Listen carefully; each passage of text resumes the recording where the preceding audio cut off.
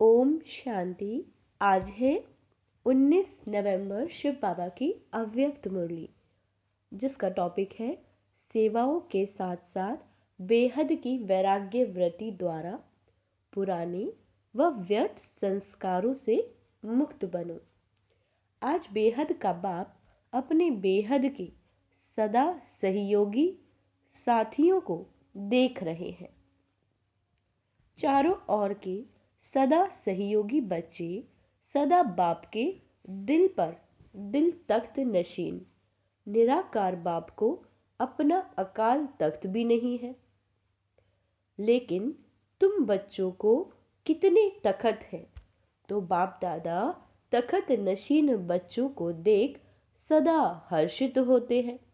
वहां मेरे तख्त नशीन बच्चे बाप को देख खुश होते हैं। आप सभी बाप दादा को देख खुश होते हो, लेकिन बाप दादा कितने बच्चों को देख खुश होते हैं? क्यों? क्योंकि हर एक बच्चा विशेष आत्मा है, चाहे लास्ट नंबर भी है, लेकिन फिर भी लास्ट होते भी विशेष कोटों में कोई में कोई की लिस्ट में है। इसीलिए एक एक बच्चे को देख बाप को ज्यादा खुशी है। वह आपको है, दोनों को है ना। बाप को कितने बच्चे हैं? जितने बच्चे उतनी खुशी, और आपको सिर्फ डबल खुशी है। बस आपको परिवार की भी खुशी है, लेकिन बाप की खुशी सदा काल की है। और आपकी खुशी सदा काल है? बाबा पूछते हैं, या कभी नीचे और ऊपर होती है? बाप दादा समझते हैं कि ब्राह्मण जीवन का श्वास खुशी है।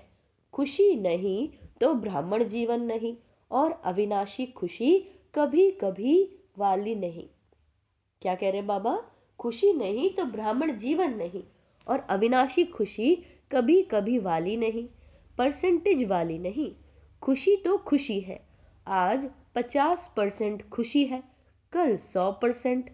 तो जीवन का श्वास नीचे ऊपर है ना। बाप दादा ने पहले भी कहा कि शरीर चला जाए लेकिन खुशी नहीं जाए। तो ये पाठ सदा पक्का है या थोड़ा थोड़ा कच्चा है? बाबा कहते सदा अंडरलाइन करो। क्या करने को कह रहे हैं बाबा? कि सदा अंडरलाइन करो। कभी कभी वाले क्या होंगे? बाबा पूछ रहे हैं। सदा खुशी में रहने वाले पास विद ऑनर, और कभी कभी खुशी में रहने वाले को धर्म राजपुरी पास करनी पड़ेगी। पास विद ऑनर वाले 1 सेकंड में बाप के साथ जाएंगे, रुकेंगे नहीं। तो आप सब कौन हो? साथ चलने वाले हो या रुकने वाले हो? साथ चलने वाले ना। ऐसा चार्ट है क्योंकि विशेष डायमंड जुबली के वर्ष में बाप दादा की हर एक बच्चे के प्रति क्या शुभ आश है, वह तो जानते हो ना। बाप दादा ने सभी बच्चों का चार्ट देखा। उसमें क्या देखा? कि वर्तमान समय के प्रमाण एक बात का विशेष और अटेंशन चाहिए। जैसे सेवा में बहुत उमंग उत्साह से आगे बढ़ रहे हो, और डायमंड जुबली में विशेष सेवा का उमंग उत्साह है, इसमें पास हो। क्या कह रहे बाबा? इसमें पास हो। हर एक यथाशक्ति सेवा कर रहे हैं और करते रहेंगे, लेकिन अब विशेष क्या चाहिए? समय समीप है। अंडरलाइन करेंगे, समय समीप है। तो समय की समीपता के अनुसार अब कौन सी लहर होनी चाहिए? वैराग्य की। क्या कह रहे बाबा? वैराग्य की। अच्छा, कौन सा वैराग्य? हद का या बेहद का? जितना सेवा का उमंग उत्साह है, उतना समय की आवश्यकता प्रमाण स्व स्थिति में बेहद का वैराग्य कहाँ तक है? क्योंकि आपकी सेवा की सफलता है जल्दी से जल्दी प्रजा तैयार हो जाए, इसीलिए सेवा करते हो ना। तो जब तक आप निमित्त आत्माओं में बेहद की वैराग्य वृत्ति नहीं है। इसको अंडरलाइन करेंगे। बाबा कह रहे हैं कि जब तक आप निमित्त आत्माओं में बेहद की वैराग्य वृत्ति नहीं है तो अन्य आत्माओं में भी वैराग्य वृत्ति नहीं आ सकती। और जब तक वैराग्य वृत्ति नहीं होगी तो जो चाहते हो कि बाप का परिचय सबको मिले वो नहीं मिल सकता। बेहद का वैराग्य सदा काल का वैराग्य। अगर समय प्रमाण व सरकम ट्रांस प्रमाण वैराग्य आता है, ध्यान से सुनेंगे, यदि समय प्रमाण और सरकम ट्रांस प्रमाण वैराग्य आता है तो समय नंबर 1 हो गया। क्या हो जाएगा? समय नंबर 1 हो गया और आप नंबर 2 हो गए। परिस्थिति या समय ने वैराग्य दिलाया। जो भी आपके जीवन में परिस्थिति आई या समय आया उसने आपको दुनिया से वैराग्य दिलाया और परिस्थिति खत्म हुई, समय पास हो गया तो वैराग्य पास हो गया। तो उसको क्या कहेंगे?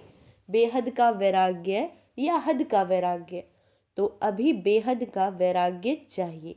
अगर वैराग्य खंडित हो जाता है, अगर वैराग्य खंडित हो जाता है तो उसका मुख्य कारण है देह भान। जब तक देह भान का वैराग्य नहीं है तब तक कोई भी बात का वैराग्य सदा काल नहीं होता, अल्पकाल का होता है। संबंध से वैराग्य, ये कोई बड़ी बात नहीं है। वह तो दुनिया में भी कईयों को दिल से वैराग्य आ जाता है, लेकिन यहाँ देह भान के जो भिन्न भिन्न रूप है उन भिन्न भिन्न रूपों को तो जानते हो ना, है ना? तो बाबा कहते हैं कितने देह भान के रूप हैं उसका विस्तार तो जानते हो, लेकिन इस देह भान के रूपों को जानकर बेहद के वैराग्य में रहना है। देह भान देही अभिमानी में, देह अभिमान में बदल जाए।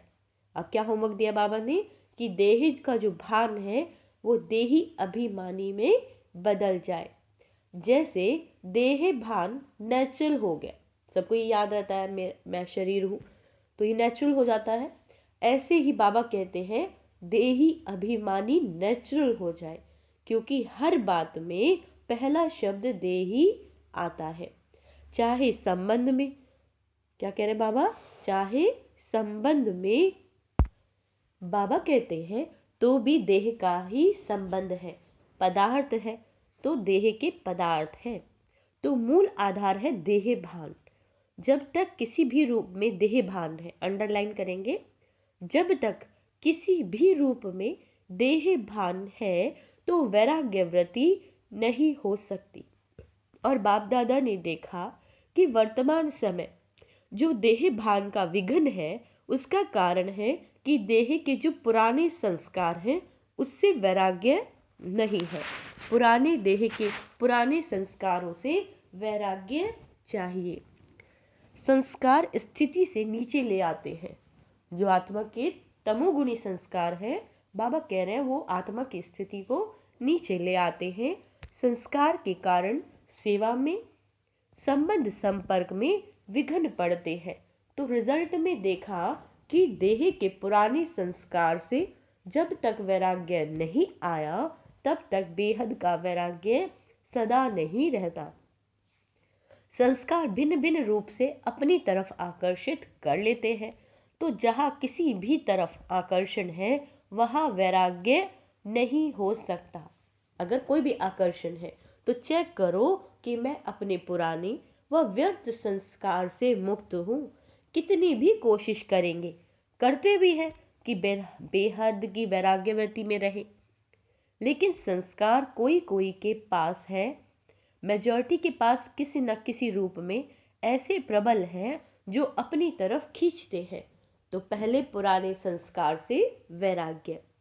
संस्कार न चाहते भी इमर्ज हो जाते हैं। अच्छा, क्यों? चाहते नहीं हो लेकिन हो जाते हैं। बाबा कहते हैं लेकिन सूक्ष्म में संस्कारों को भस्म नहीं किया है। कहाँ ना कहाँ अंश मात्र रहे हुए हैं, छिपे हुए हैं। वह समय पर ना चाहते हुए भी इमर्ज हो जाते हैं। फिर कहते हैं चाहते तो नहीं थे, लेकिन क्या करें, हो गया, हो जाता है। यह कौन बोलता है, देह भान या देही अभिमान? तो बाप दादा ने देखा कि संस्कारों से वैराग्य वृत्ति में कमजोरी है। संस्कारों से खत्म किया है, लेकिन अंश भी नहीं हो, ऐसा खत्म नहीं किया है। और जहां अंश है तो वंश तो होगा, है ना। आज अंश है, समय प्रमाण वंश का रूप ले लेता है, परवश कर देता है। कहने में तो सभी कह देते हैं कि जैसे नॉलेजफुल बाप नॉलेजफुल है, वैसे हम भी नॉलेजफुल है। लेकिन जब संस्कार का वार होता है तो नॉलेजफुल या नॉलेजफुल है? बाबा कह रहे हैं नॉलेजफुल है या नॉलेजफुल है? क्या है? नॉलेजफुल के बजाय नॉलेजफुल बन जाते हो। उस समय किसी से भी पूछो तो कहेंगे हाँ, समझती तो मैं भी हूं, समझता तो मैं भी हूं, होना नहीं चाहिए, करना नहीं चाहिए, लेकिन हो जाता है। तो नॉलेजफुल हुए या नॉलेजफुल हुए? नॉलेजफुल अर्थात नॉलेज को खींचने वाले। जो नॉलेजफुल है उसे कोई भी संस्कार, संबंध, पदार्थ वार नहीं कर सकता। तो डायमंड जुबली मना रहे हो। डायमंड जुबली का अर्थ है डायमंड बनना, अर्थात बेहद के वैराग्य बनना, बेहद के वैरागी बनना। जितना सेवा का उमंग है उतना बेहद वैराग्य वृत्ति का अटेंशन नहीं है। इसमें अलबेलापन है, चलता है, होता है, हो जाएगा। बाबा कहते हैं समय आएगा तो ठीक हो जाएगा। तो समय आपका शिक्षक है या बाबा शिक्षक है? कौन है? अगर समय पर परिवर्तन करेंगे तो आपका शिक्षक तो समय हो गया, आपकी रचना आपका शिक्षक हो, ये ठीक है। तो जब ऐसी परिस्थिति आती है तो क्या कहते हो, समय पर ठीक कर लूंगी, हो जाएगा। बाप को भी दिलासा देते हैं, फिक्र नहीं करो, हो जाएगा, समय पर बिल्कुल आगे बढ़ जाएंगे। तो समय को शिक्षक बनाना, यह आप मास्टर रचयिता के लिए शोभता है? बाबा पूछ रहे, अच्छा लगता है? नहीं ना। समय रचना है। समय क्या है? समय रचना है। आप मास्टर रचयिता हो तो रचना मास्टर रचयिता का शिक्षक बने। यह मास्टर रचयिता को शोभा नहीं। तो अभी जो बाप दादा ने समय दिया है उसमें वैराग्य वृत्ति को इमर्ज करो, क्योंकि सेवा की खींचतान में वैराग्य वृत्ति खत्म हो जाती है। वैसे सेवा में खुशी भी मिलती है, शक्ति भी मिलती है और प्रत्यक्ष फल, क्या कह रहे हैं बाबा, और प्रत्यक्ष फल भी मिलता है। लेकिन बेहद का वैराग्य खत्म भी सेवा में ही होता है। इसीलिए अब अपने अंदर इस वैराग्य वृत्ति को जगाओ। कल्प पहले भी बने तो आप ही थे कि और थे? आप ही थे ना। सिर्फ मर्ज है, उसको इमर्ज करो। जैसे सेवा का प्लान को प्रैक्टिकल में इमर्ज करते हो तब सफलता मिलती है ना, ऐसे अभी बेहद के वैराग्य वृत्ति को इमर्ज करो। चाहे कितने भी साधन प्राप्त है, और साधन भी आपको दिन प्रतिदिन ज्यादा ही मिलने हैं, लेकिन बेहद के वैराग्य वृत्ति की साधना मर्ज नहीं हो, इमर्ज हो। साधन और साधना का बैलेंस, क्योंकि आगे चल करके प्रकृति आपकी दासी होगी, सत्कार मिलेगा, स्वमान मिलेगा, लेकिन सब कुछ होते वैराग्य वृत्ति कम नहीं हो तो बेहद के वैराग्य वृत्ति का वायुमंडल स्वयं में अनुभव करते हो कि सेवा में बिजी हो गए हो। बाबा कहते हैं जैसे दुनिया वालों को सेवा का प्रभाव दिखाई देता है ना, ऐसे बेहद के वैराग्य वृत्ति का प्रभाव दिखाई दे। आदि में आप सभी को स्थिति क्या थी? कराची में थे, बाहर की कोई सेवाएं नहीं थी, साधन थे, लेकिन बेहद की वैराग्य वृत्ति के वायुमंडल ने सेवा को बढ़ाया। तो जो भी डायमंड जुबली वाले हैं उन्हों में आदि संस्कार हैं। ये बहुत गहरी लाइन है, बाबा कह रहे हैं कि जो भी डायमंड जुबली वाले हैं उन्होंने आदि संस्कार है, अब मर्ज हो गए हैं। अब फिर से इस वृत्ति को इमर्ज करो, आदि संस्कारों को। आदि रत्नों के बेहद के वैराग्यवती ने स्थापना की। अभी नई दुनिया की स्थापना के लिए फिर से वही वृत्ति, वही वायुमंडल इमर्ज करो। तो सुना, क्या जरूरत है? साधन ही नहीं है और कहो हमको तो वैराग्य है, तो कौन मानेगा? साधन हो और वैराग्य हो। पहले के साधन और अभी के साधनों में कितना अंतर है। साधना छिप गई है और साधन प्रत्यक्ष हो गए हैं। अच्छा है साधन, बड़े दिल से यूज करो, क्योंकि साधन आपके लिए ही है। लेकिन साधना को मर्ज नहीं करो, बैलेंस पूरा होना चाहिए। जैसे दुनिया वालों को कहते हो कि कमल पुष्प समान बनो, तो साधन होते हुए कमल पुष्प समान बनो। साधन बुरे नहीं है, साधन तो आपके कर्म का, योग का फल है, लेकिन वृत्ति की बात है। ऐसे तो नहीं कि साधन के प्रवृत्ति में साधनों के वश फंस तो नहीं जाते हो। कमल पुष्प समान न्यारे और बाप के प्यारे यूज करते हुए उसके प्रभाव में नहीं आए। न्यारे साधन बेहद की वैराग्य वृत्ति के मर्ज नहीं करें।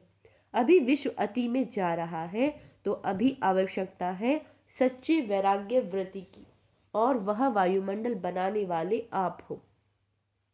पहले स्वयं में, फिर विश्व में। तो डायमंड जुबली वाले क्या करेंगे? लहर फैलाएंगे ना। आप लोग तो अनुभवी हैं, शुरू का अनुभव है ना, सब कुछ था। देसी घी खाओ, जितना खा सकते हो, फिर भी बेहद की वैराग्य वृत्ति। दुनिया वाले तो देसी घी खाते हैं, लेकिन आप तो पीते थे।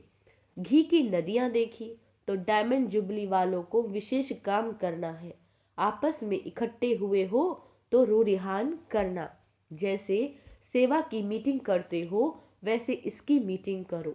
जो बाप दादा कहते हैं, चाहते हैं सेकंड में अशरीरी हो जाए, उसका फाउंडेशन यह बेहद की वैराग्य वृत्ति है। नहीं तो कितने भी कोशिश करेंगे, लेकिन सेकंड में नहीं हो सकेंगे। बाबा कहते हैं युद्ध में ही चले जाएंगे।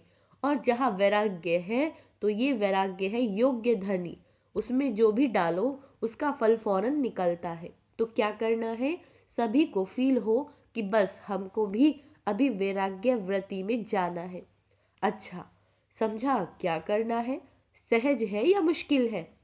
थोड़ा थोड़ा आकर्षण तो होगी या नहीं? साधन अपनी तरफ नहीं खींचेंगे। अभी अभ्यास चाहिए। जब चाहे, जहां चाहे, जैसा चाहिए वहां स्थित हो। बाबा कह रहे हैं जहां स्थिति को सेकंड में सेट कर सके। सेवा में आना है तो सेवा में आए। सेवा से न्यारे हो जाना है तो न्यारे हो जाए, ऐसे नहीं। सेवा हमको खींचे, सेवा के बिना रह नहीं सके। जब चाहे, जैसे चाहे, विल पावर चाहिए। विल पावर है, स्टॉप तो स्टॉप हो जाए। ऐसे नहीं लगाओ स्टॉप तो हो जाए question mark. Full stop, stop भी नहीं, फुल स्टॉप। जो चाहे वह प्रैक्टिकल में कर सकते हो।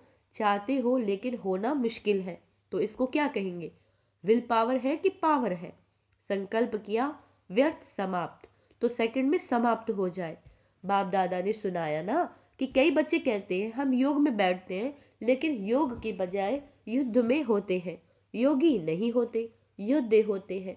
और युद्ध करने के अगर संस्कार बहुत काल रहे तो क्या बनेंगे? सूर्यवंशी या चंद्रवंशी? सोचा और हुआ। सोचना और होना सेकंड का काम, इसको कहते हैं विल पावर। विल पावर है कि प्लान बहुत अच्छे बनाते, लेकिन प्लान बनाते हैं 10 और प्रैक्टिकल में होते हैं 5। ऐसे तो नहीं होता। सोचते बहुत अच्छा है, ये करेंगे, यह होगा, ये होगा, लेकिन प्रैक्टिकल में अंतर पड़ जाता है। तो अभी ऐसे विल पावर हो, संकल्प किया और कर्म में प्रैक्टिकल में हुआ पड़ा है, ऐसे अनुभव करते हो। नहीं तो देखा जाता है अमृत वेले जब बाबा से रू रिहान करते हो, बहुत अच्छी अच्छी बातें बोलते हो, यह करेंगे, यह करेंगे, और जब रात होती तो क्या रिजल्ट होती है? बाप को खुश बहुत करते हैं, बातें इतनी मीठी मीठी करते हैं, इतनी अच्छी अच्छी बातें करते हैं, बाप भी खुश हो जाता है। वाह मेरे बच्चे, कहते हैं बाबा बस आपने जो कहा होना ही है, हुआ पड़ा है। बहुत अच्छी अच्छी बातें करते हैं। कई तो बाप को इतना दिलासा दिलाते हैं कि बाबा हम नहीं होंगे तो कौन होगा, बाबा कल्प कल्प हम ही तो थे। खुश हो जाते हैं। हॉल में पीछे बैठने वालों से बाबा बात कर रहे हैं। पीछे बैठने वाले अच्छी तरह से सुन रहे हो ना? आगे वालों से पीछे वाले करेंगे पहले। बैठे पीछे हो लेकिन सबसे समीप दिल पर हो। क्यों? दूसरे को चांस देना, ये सेवा की ना, तो सेवाधारी सदा बाप के दिल पर है। कभी भी ऐसे नहीं सोचना हम भी अगर दादियां होती ना तो जरा सा, लेकिन सामने तो क्या दिल पर हो, और दिल भी साधारण दिल नहीं, तख्त है। तो दिल तख्त नशीन है ना। कहाँ भी बैठे हो, चाहे इस कोने में बैठे हो, चाहे नीचे बैठे हो, चाहे कैबिन में बैठे हो, लेकिन बाप के दिल पर हो। अच्छा, चारों ओर के तखत नशीन श्रेष्ठ भाग्यवान आत्माएं, सदा बेहद के वैराग्य वृत्ति से वायुमंडल बनाने वाले विशेष आत्माएं, सदा अपने श्रेष्ठ विशेषताओं को कार्य में लगाने वाले विशेष आत्माएं, सदा एक बाप के साथ और श्रीमत के हाथ को अनुभव करने वाले समीप आत्माओं को बाप दादा का याद प्यार और नमस्ते। हम रूहानी बच्चों की रूहानी बाप दादा को याद प्यार, गुड मॉर्निंग, नमस्ते मीठे बाबा, शुक्रिया बाबा शुक्रिया। वरदान है, एक व्रता के राज को जान, वरदाता को राजी करने वाले। एक व्रता के राज को जान, वरदाता को राजी करने वाले, सर्व सिद्धि स्वरूप भव। वरदाता बाप के पास अखुट वरदान है, जो जितना लेना चाहे खुला भंडार है। ऐसे खुले भंडार से कई बच्चे संपन्न बनते हैं और कोई यथाशक्ति संपन्न बनते हैं। सबसे ज्यादा झोली भरकर देने में भोलानाथ वरदाता रूप में ही है। सिर्फ उनको राजी करने की विधि को जान लो तो सर्व सिद्धियां प्राप्त हो जाएंगी। वरदाता को एक शब्द सबसे ज्यादा प्रिय लगता है, वो है एक व्रता। एक व्रता, संकल्प स्वप्न में भी दूजा व्रत ना हो। व्रती में रहे मेरा तो एक बाबा, दूजा ना कोई। जिसने इस राज को जाना उसकी झोली वरदानों से भरपूर रहती है। स्लोगन है, मनसा और वाचा दोनों सेवाएं साथ साथ करो तो डबल फल प्राप्त होता रहेगा। क्या कहा है बाबा ने कि जो हम मनसा सेवा कर रहे हैं और वाचा सेवा दोनों साथ साथ करनी है तो फल भी डबल प्राप्त होता रहेगा। अच्छा, ओम शांति। तो आज का सोमान अभ्यास है, मैं एक व्रता आत्मा हूँ, मैं सिद्धि स्वरूप आत्मा हूँ, मैं भाग्यवान आत्मा हूँ, मैं बेहद की वैरागी आत्मा हूँ। ओम शांति।